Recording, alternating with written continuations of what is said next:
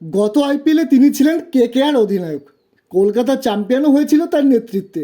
যদিও এবার তিনি নাইট রাইডার্সে নয়, রয়েছেন পাঞ্জাব কিংসে, সেখানেও তিনি অধিনায়ক। আর তাকে নিয়ে প্রশংসায় পঞ্চমুখ প্রাক্তন ভারত অধিনায়ক সৌরভ গঙ্গোপাধ্যায়। কি বলেছেন তিনি?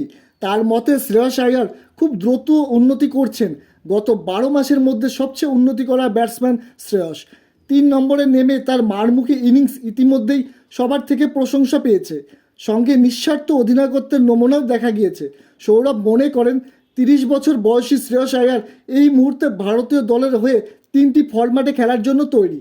সৌরভ তার এক্স হ্যান্ডেলে লেখেন, গত 1 বছরে শ্রেয়স আইয়ার সবচেয়ে বেশি উন্নতি করেছে।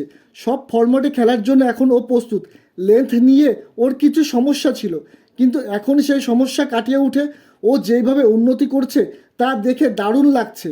শ্রেয়স ভারতের একদিনের দলে নিয়মিত সদস্য, যদিও টেস্ট এবং টি-20তে নিজের জায়গা ধরে রাখতে পারেননি।